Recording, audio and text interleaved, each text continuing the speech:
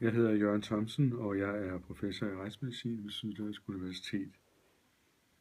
Jeg sidder og kigger på et billede her af 3 børn, hvor den ene ser ud til at være en 10-12 år, en pige, den anden er en dreng på omkring 7-8 måske, og så en lille pige, der sidder i en stol, og en lænestol sidder hun ret op og ned, og spørgsmålet er, om hun er levende eller død. Hun har åbne øjne, og man ser et lidt stift, stirrende blik, uden udtryk. Der er ikke udtryk i hendes øjne, i modsætning til hendes søskende, som det vel er, der står ved siden af hende. Og det, der taler for, at hun er død, det er, at det stirrende blik, det er den unaturlige stilling, hvor hun sidder med benene ud til siden og drejer lidt i overkroppen, hvilket jo er lidt unaturligt for et barn eller for os alle sammen, og hvor man kan få ondt i taljeregionen, hvis man sidder vredet sådan ret lang tid. Hendes venstre arm hænger slapt ned, og hendes højre hånd er placeret eller lagt på huen. Hvis hun skal fastholdes i den stilling længere tid, så er hun enten nødt til at være død eller bevidstløs. Et barn, som ser ud til at være lige godt et år gammelt. Benene ville et barn i den alder heller ikke placere på den måde, så det er de ting, jeg synes, der taler for, at hun er død. Jeg har kigget efter sene, sikre dødstegn, og det er jo først og fremmest dødsstivhed, det kan man ikke rigtig vurdere.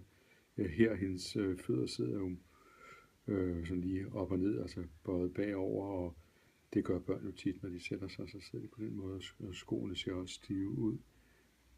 Jeg har også kigget efter dødspletter, og på den venstre hånd og lidt op ad underarmen er der en skygge nedad, som hvis hun lå på ryggen og var død, så ville hun kunne få dødspletter på i det område. Det, der taler for, at hun er levende, det er jo så, at der ser ud til at være udtryk om munden. Hun ser ud til at have at der er gang i hendes mundbevægelser. Hun kunne godt sidde i den situation. Altså hvis det var mit barn, og hun skulle sidde i den situation, det var sådan, jeg ville have hende fotograferet, så vil jeg sige til fotografen, det er nu, og så er det nu. Ellers så flytter hun sig. Så artige og stillesiddende børn gennem længere tid, det kender jeg ikke. Og man må også hæfte sig ved, at hendes søskende ikke holder på hende. Ellers ville det være oplagt, at de lige rakte en hånd ned og sørgede for, at hun blev siddende i den stilling. Det har de ikke gjort. Så jeg synes vel overvejende, at det er mest sandsynligt, at hun er død. Det tror jeg mest på. Mange tak. Jeg har også taget et andet billede med til dig. Jeg har også et billede her af en pige, ser ud til at være lidt i samme alder, måske en anelse yngre, det er jeg ikke sikker på. En pige i en strutkjole og nogle fine støvler, mamelukker måske, eller sådan nogle hvide strømper, men det tillader billedet ikke at vurdere nærmere. Hun er kortklippet. Hun har noget i øret, som jeg ikke kan se, hvad er. Det kunne være en forurening i billedet. Der er ikke noget, der tyder på, at hun er blevet opereret eller obduceret, og jeg kan ikke se dødspletter. Men hun har jo lukket øjne og et lidt mut udtryk, men det ser ikke rigtig ud, som om der er gestik eller mimik i hendes ansigt. Hun kan meget vel være død, men i det her tilfælde synes jeg ikke, der er så meget at gå efter. Hun ser simpelthen bare livløs ud, og fingrene er placeret mod hinanden på en lidt unaturlig måde, så et barn ikke lægger fingrene, altså den ene pegefinger over spidsen på den anden. Det vil de ikke. De vil ligge og fumle med hænderne, og de vil lægge hænderne ovenpå hinanden. Men lige på den måde, det vil de ikke gøre. Det ser placeret ud. Og til allersidst, kunne du kort opridse, hvis nu vi skulle holde øje med, om vi finder flere eller andre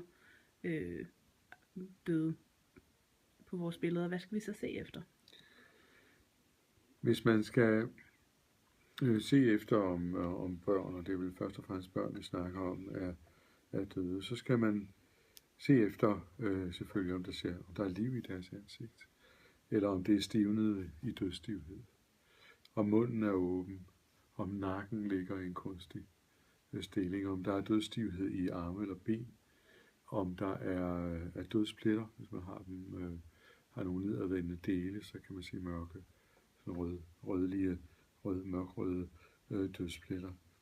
Og så kan man se efter ting som savl, for eksempel. Hvis der er savl, man vil ikke fotografere et barn med der er levende i hvert fald med savl på munden, så tager vi det om. Det vil vi måske også gøre med de døde, men nogen har måske syntes, at det skal fotograferes sådan, så det ser ud. Og så hvis der løber noget, hvis der løber blod, eller selvfølgelig hvis der er mærker efter en obduktion. Nu der for 150 år siden lavede man ikke så mange obduktioner, men det kunne tænkes. Eller en operation, der var man begyndt at operere på det tidspunkt, med betydeligt vekslende held, må man sige. Så det er de ting man vil se efter. Godt, så vil jeg sige mange tak, og sluk på videoen. Selv tak.